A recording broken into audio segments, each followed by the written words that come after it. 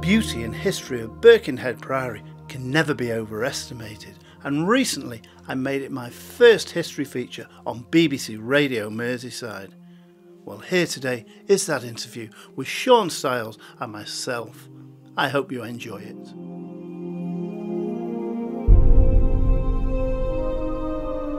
What is the oldest standing building on Merseyside? I'll tell you what it is, it's the Grade 1 listed Birkenhead Priory. Do you know, I didn't know that.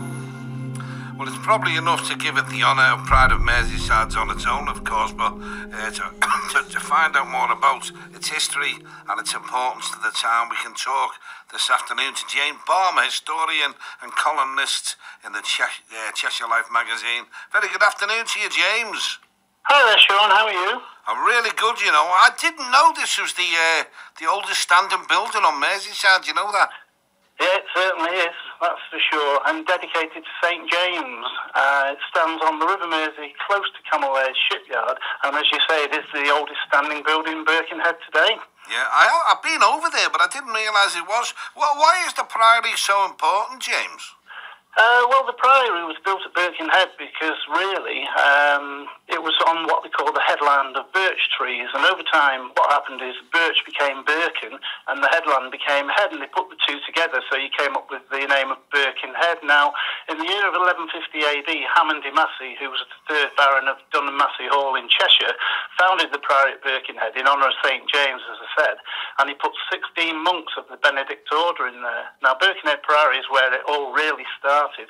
When the monks arrived and set up the Priory, there were very few people living in the area, and the presence of the Priory and a free ferry service across the Mersey allowed people to trade and gave them a good reason to move into the area. So tell us about the first ferry then that crossed. Well, God, yeah, this is going well before the ferry across the Mersey that we know, Sean. It was run by the Priory, and it operated from as early as 1150. Now, the monks were known as the Black Monks because, due to the dark robes that they wore, they would row twice a day across the Mersey, and believe it or not, they did this for free, no charge at all. But after the year 1330, the monks were able to charge for taking people across the Mersey after a charter was signed and granted by King Edward III. Now, it was, in our pockets, it sounds cheap, but in the day it wasn't. Once they began to charge, a man on a horse would be charged twopence, but if you're on foot, you could cross for the bargain price of just a farthing. But if you wanted to go on Saturday, which was Liverpool Market Day, the prices went up to half a penny on foot. However, if you paid a penny, you could come back on foot, but you could bring all that you could carry as well. God. So what important visitors would have come to the Priory, James?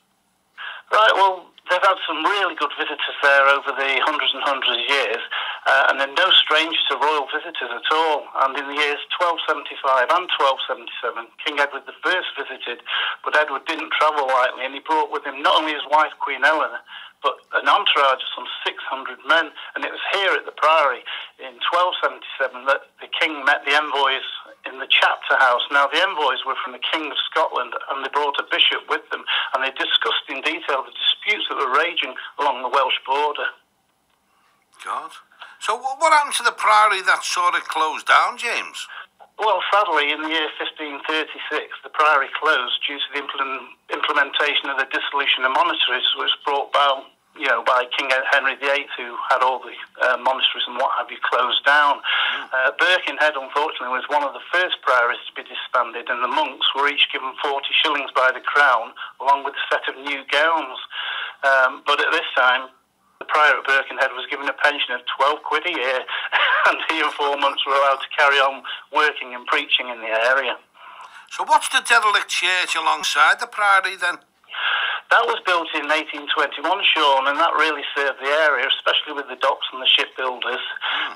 And it's known as the Church of St Mary. And whilst church was used regularly, as times changed and people moved away from the area, it was closed and demolished in 1977, but they decided to leave the tower and the outside facade of the church standing, and that's there till this day. It's actually one of the few churches ever to use cast iron windows in its construction.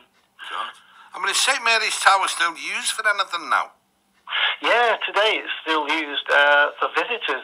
So if you're visiting the Priory, you can climb the 101 steps that lead right to the top of St Mary's Towers. And once you're up there, you get a spectacular view of the whole of Liverpool seafront, as well as Camelair shipyards and the surrounding area. God.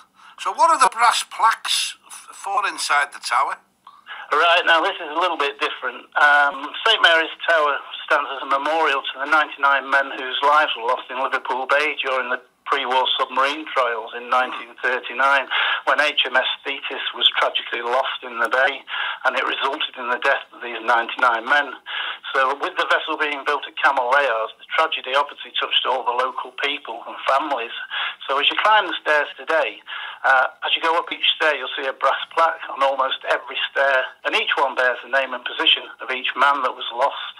And I think that's a really fitting and moving tribute to those who gave their lives on that day.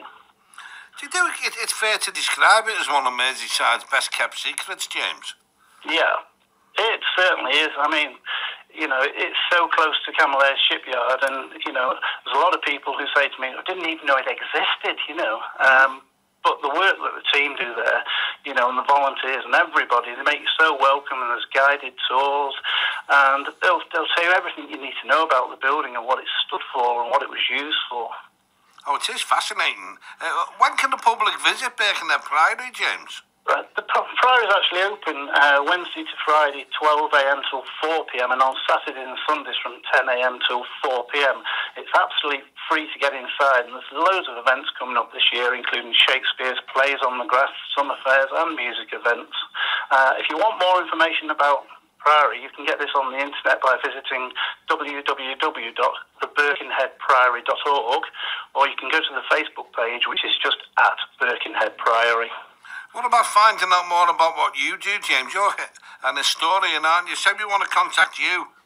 Yeah, you can contact me at any time. I have my own film channel, actually. I run a history channel called TV Presenter for History. So the best way to find out more about what I do is pop onto the website, go onto YouTube, and if you type in TV Presenter for History, now that's the number 4, not F-O-U-R, so it's TV Presenter for History, all one word, that will take you to my channel. If you don't want to do that, but you want to contact me, you can find me on Facebook by simply searching out Historyman at Cheshire Life, and that will take you straight to my page there as well. Brilliant. James, fascinating to talk on a fascinating subject, and one I certainly didn't know a few things about that. But I've been over there. You need to get down there.